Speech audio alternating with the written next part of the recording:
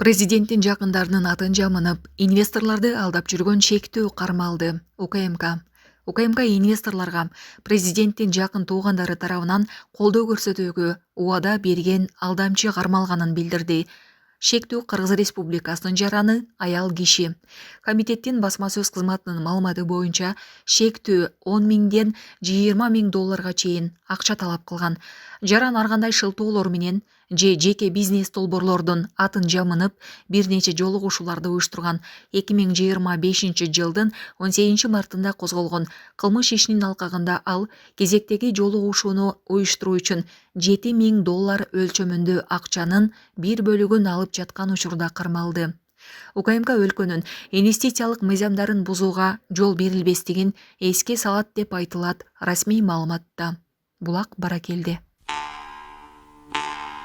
Айланма жолдо курулуш материалдарын ташыган унаа өрттөндү. Токмокко жакын жердеги айланма жолдо курулуш материалдарын ташыган Mercedes-Benz Atego унаасы өрттөнүп кетти. Өрттү жол тескөөчүлөр көрүп, өчүргөнгө жардам беришкен. Эч ким жабыркаган эмес. Өрт эмнеден чыкканы такталууда.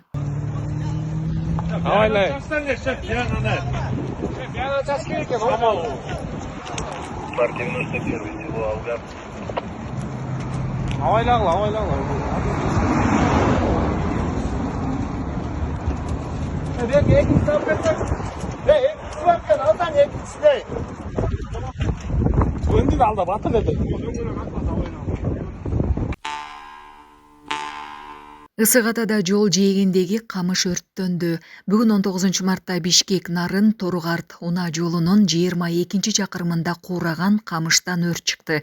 Өзгөчө кырдаалдар министрлигинин маалыматына ылайык, өрттү өчүрүүгө саат 14:30да Ысык Ата райондук номер 4 өзгөчө кырдаалдар башкармалыгынан бир бөлүм, саат 14:33тө Ысык Ата райондук номер 27 өзгөчө кырдаалдар башкармалыгынан кошумча дагы бир бөлүм тартылган. Учурда өрттү чектөө боюнча ыкчам аракеттер көрүлүүдө, кошумча маалымат берилет. Ош шаарындагы баасы 62 миллион сомдон ашкан жер тилкеси мамлекеттин балансына кайтарылды. Бул туурасында Ички иштер министрлигинин басма сөз кызматы билдирди. Маалымдалгандай, Навуи көчөсүндө жайгашкан жер тилкеси жеке адамдарга мыйзамсыз берилген. Кылмыш иликтөө башкы башкармалыгынын кызматкерлери тарабынан жүргүзүлгөн ыкчам иш-чаралардын натыйжасында кыймылсыз мүлккө укуктарды каттоо тармагында одоно мыйзам бузуу фактылары аныкталган. Жер мамилелерин жөнгө салуучу мамлекеттик органдардын ишинде одоно мыйзам бузуулар орун алган деп айтылат маалыматта. Булак Суперкежи. Футбол. Өзбекстан-Кыргызстан беттеши Бишкекте чоң экранда көрсөтүлөт. Футбол боюнча дүйнө чемпиондугуна тандап алуу оюндарынын алкагындагы Өзбекстан менен Кыргызстан курама командаларынын Ташкенттеги оюну Бишкекте түз эфирде чоң экрандан көрсөтүлөт. Бул тууралуу Кыргыз футбол биримдиги кабарлады. Кыргыз футбол биримдиги келгендерге чоң ооз ачуу болорун дагы кошумчалады.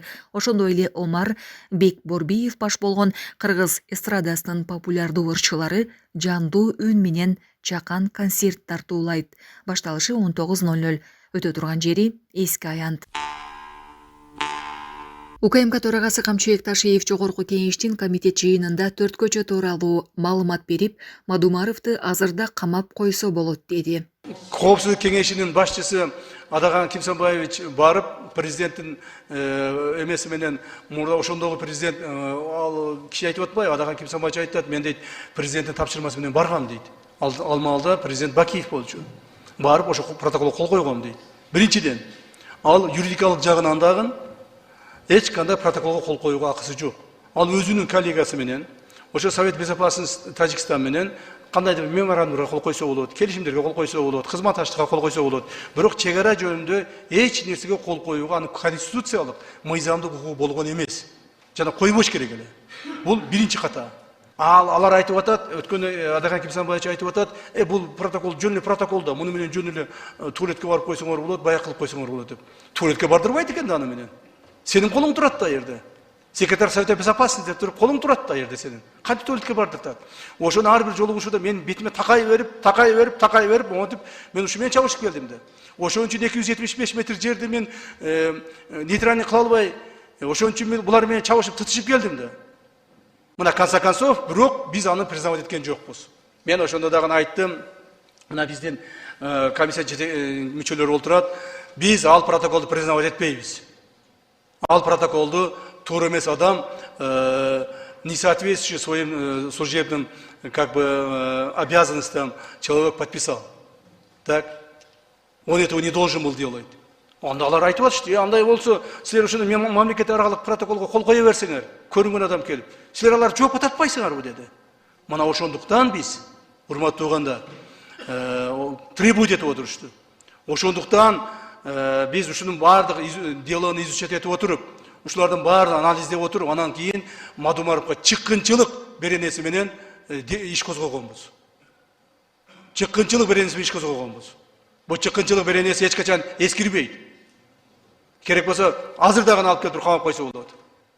Мындан кийин да камап койсо болот. Мына чыккынчылыктын эмеси каерде жаткан өзөгү. Түшүнүп алыңыздар ушуну. Чыккынчылыктын өзөгү ошол 275 метр жерди тажиктердики деп признавать этип, 4 көчөнү берип койгондугуна жаткан. Ошол эле мезгилде биздин Аксайга кеткен жолду, Варфка кеткен жолду алар тажиктерге биздики деп признавать этире алган эмес. Мына чыккынчылык.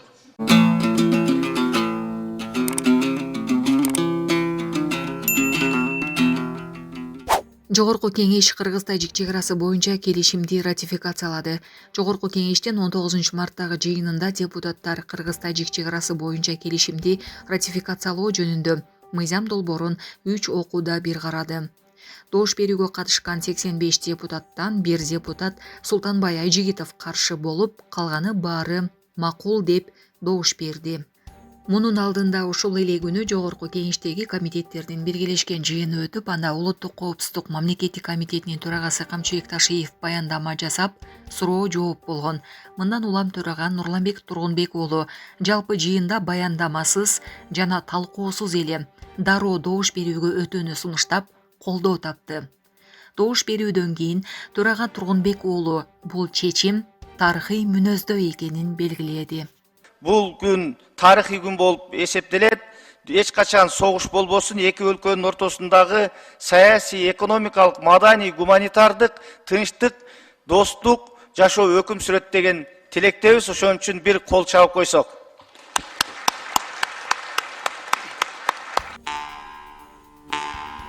Бүгүнөн баштап биздин өзүбүздүн чегибиз, коргой турган жерибиз бар. Мындай пикирин жогорку кеңештин депутаты Эрулан Көкөлов Кыргыз-Тажик мамлекеттик чек арасы боюнча келишимди кароо учурунда билдирди. Анын айтымында чек араны тактоодо эч качан бир өлкө тараптын утушу менен чечим чыкпайт. Мен айтайын дегеним, эч качан чек ара бир өлкөгө мындай утту деп чечим чыкпайт да. Андай чечим чыгыш үчүн согуш болуш керек.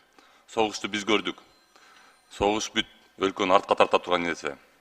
Ошол себептен мен силерге рахмат айтам, президентке, жана сизге, комиссияга. Негизинен чечим чыгарып чекит койдуңар. Эми мындан ары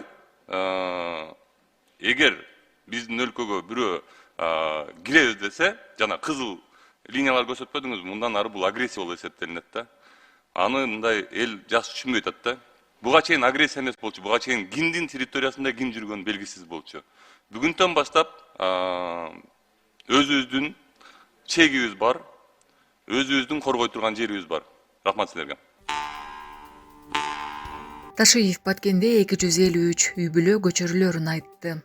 Улуттук коопсуздук комитетинин төрагасы Камчыбек Ташиев жогорку кеңештеги Кыргыз-Тажик чек арасын тактоо келишимге каралган комитеттердин биргелешкен жыйынында билдиргендей, чек араны тактоодо тажик тарап менен алмашылган айылдардан Баткен облусу боюнча жалпы 253 үй бүлө көчөрүлөт. Лейлик районундагы айылдардан көчө турган тургундар үчүн кыргыз тарапка өткөн Кайрагач аймагында турак жай салынат. Лейликте 3350 килограмм лимонду мыйзамсыз ташып келе жаткан жигит кармалды. Бүгүн 19 март күнү Тажикстандан Кыргызстанга аткезчилик жол менен лимон алып келе жаткан адам кармалды. Бул тууралуу президенттин Баткен облусундагы ыйгарым укуктуу өкүлүнүн басма сөз кызматы билдирди. Маалыматка караганда чыгарачылар тарабынан Лилик районунун Бешкент Булакбашы жолунан аткейчиликке шектелген Mercedes-Benz Sprinter үлгүсүндөгү унааны токтотушкан. Анда тийиштүү кагаздары жок 444 коробка лимон бар экени такталган. Аларды Булакбаш айылынын 1998 жылы туулган тургуну 12 март күнү Тажикстандан алып келгени аныкталды.